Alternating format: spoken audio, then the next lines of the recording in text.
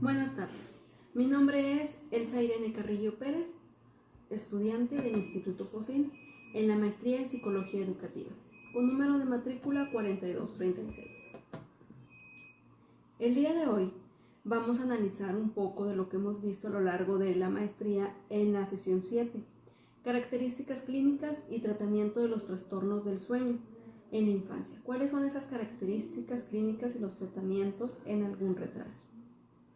Comenzaremos hablando un poco de la introducción.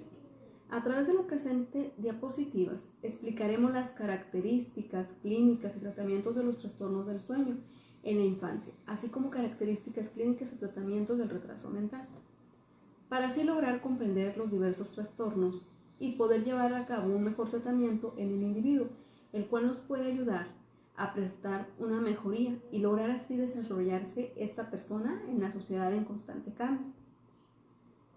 Claro que debemos de saber y debemos de aclarar que todas las personas somos diferentes y todas las personas reaccionamos de diferente manera. Por eso es muy importante la observación, por eso es muy importante analizar al sujeto antes de nosotros poder decir qué tipo de trastorno tiene o en su caso poder dar un tratamiento que sea el más adecuado y que sea el más propicio para la mejora y esta persona logre desarrollarse en toda la sociedad y en todos los ámbitos.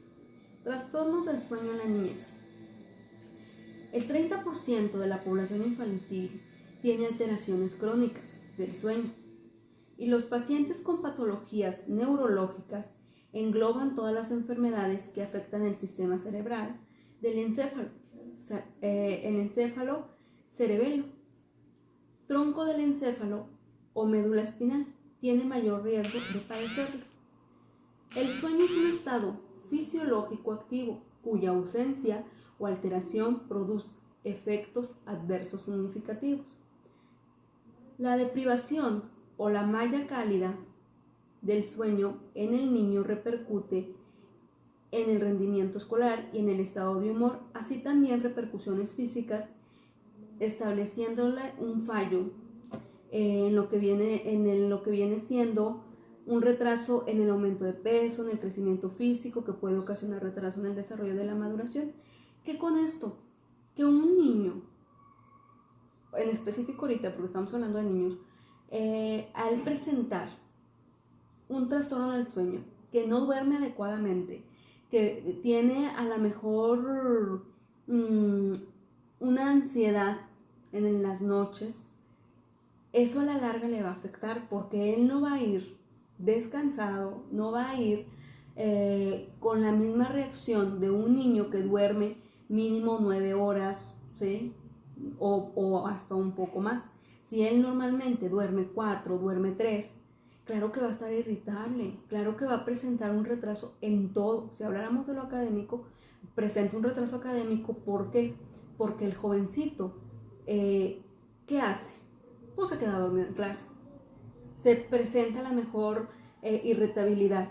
Está alterado, ¿sí? Porque lo que quiere él es descansar y es dormirse. Entonces también repercute en que a lo mejor él no está alimentándose bien, que por dormir en la tarde, un ejemplo, por dormir en el transcurso del día, deja de comer.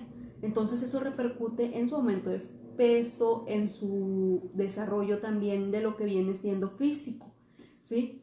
Y por eso nosotros decimos que a la larga todo eso nos lleva a comprender que nuestro niño está presentando un retraso también en el desarrollo. Si habláramos de lo cognitivo, es importante diagnosticar el trastorno a tiempo y realizar el tratamiento adecuado. ¿Cuándo podríamos decir que es el tiempo adecuado? ¿Cuándo podríamos decir cuál es el tratamiento adecuado? Eso lo vamos a ir analizando en el transcurso pero a grandes rasgos, nosotros tenemos que observar, tenemos que analizar a nuestro paciente para poder decir si tiene un trastorno y qué tipo de trastorno es, y poder nosotros darle y brindarle un tratamiento adecuado. La clasificación aquí sería que los patrones y necesidades del sueño cambian evolutivamente y hay que tener en cuenta variaciones interindividuales y culturales. Los trastornos más frecuentes hacen referencia al ámbito del sueño. Hay factores causales y del tratamiento que dependen de los padres y no del niño. Los efectos de la falta o mala calidad del sueño tienen repercusiones sobre el desarrollo cognitivo y físico del niño. También son menos perceptibles que un adulto con mayor frecuencia,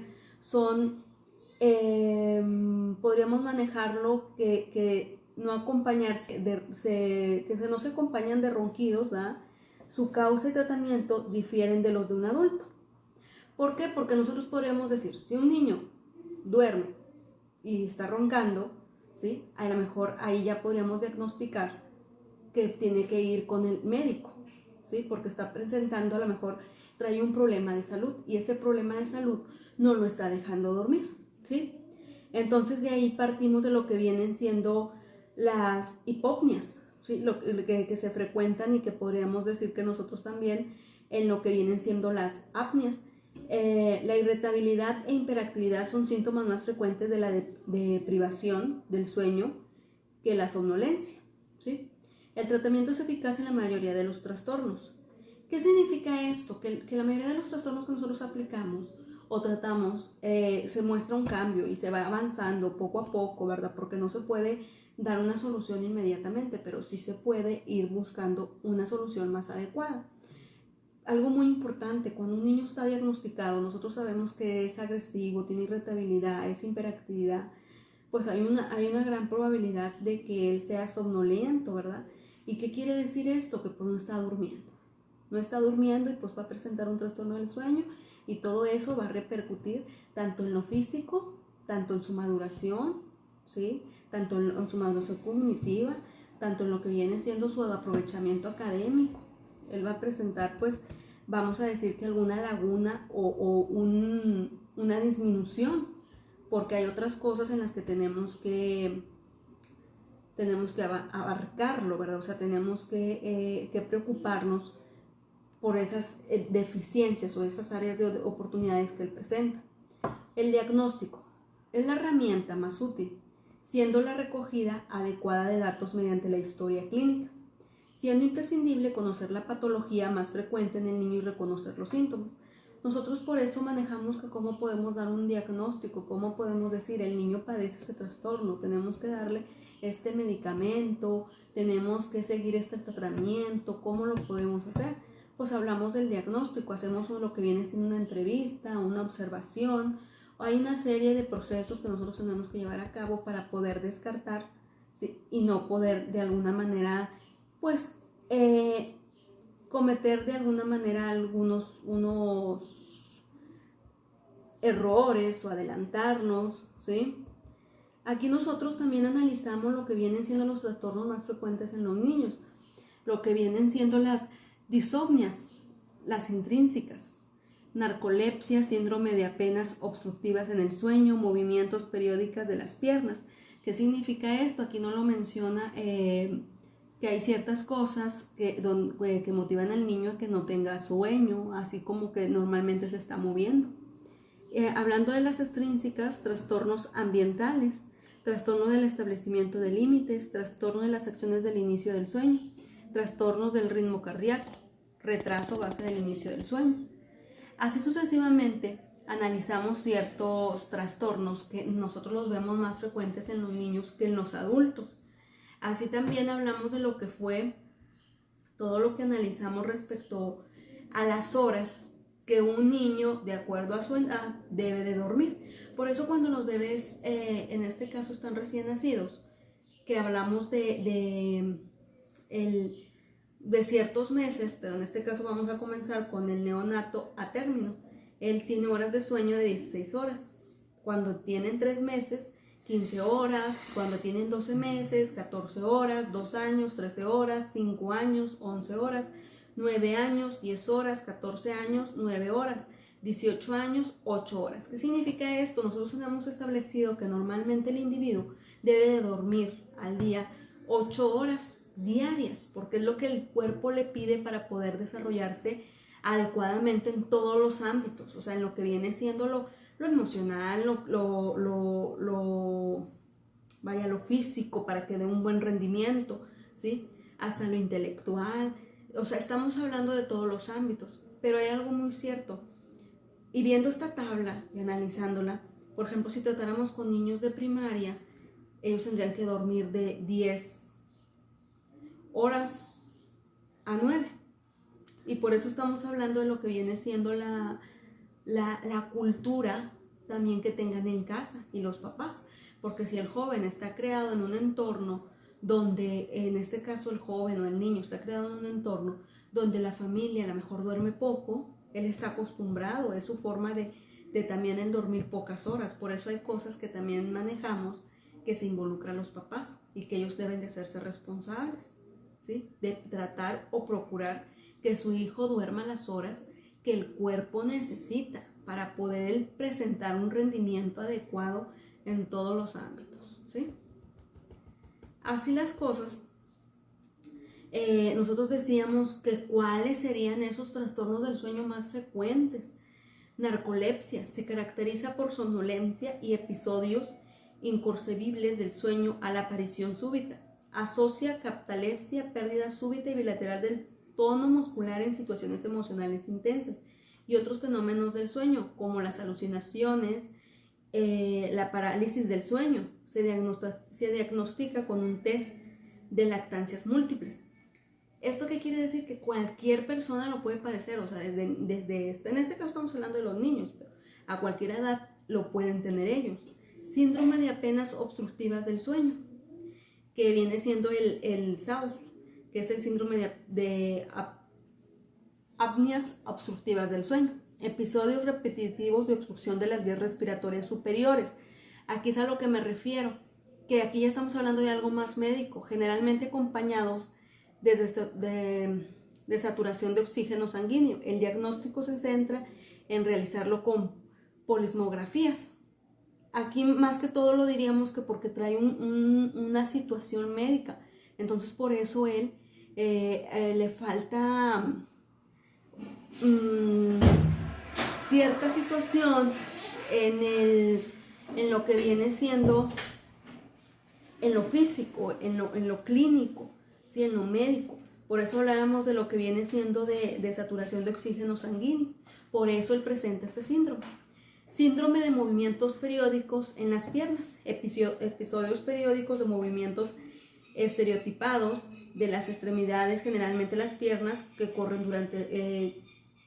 que normalmente las están moviendo durante el sueño. Entonces, de alguna manera, llega el momento en que ellos ya se despiertan de tanto movimiento que tienen, y por eso nosotros le llamamos el síndrome de los movimientos periódicos de las piernas, o por ejemplo, a veces, no sé si les ha pasado que se están mueve y como que te estereas y de repente, chin, ya te levantaste, ya te despertaste, pero esto es un síndrome, o sea, es algo que no se lo pueden controlar, es algo que se hace es espontáneamente, o sea, y que para ellos a veces es normal.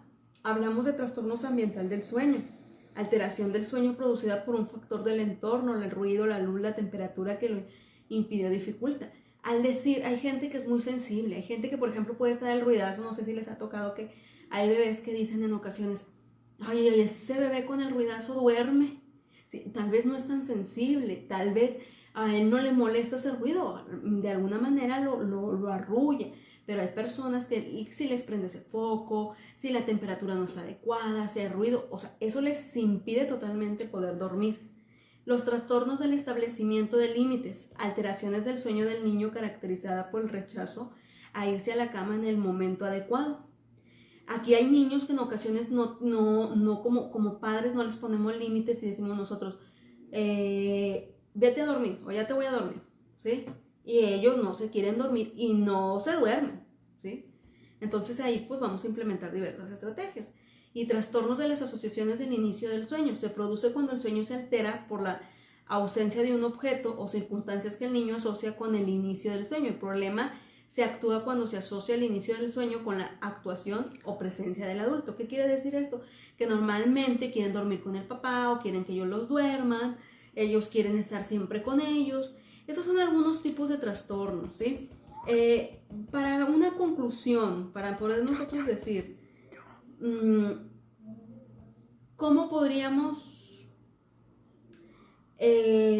avanzar o cómo podríamos diagnosticar vuelvo a lo mismo. La observación, ¿sí? La entrevista, hay que conocer las patologías del paciente, hay que conocer lo que viene siendo, ver cuál es una raíz del problema, ¿sí? Pero muy importante la participación de los papás, así como del niño también, y de nosotros como terapeutas también jugamos un papel ahí muy importante, ¿sí? Ok, buen día, les agradezco.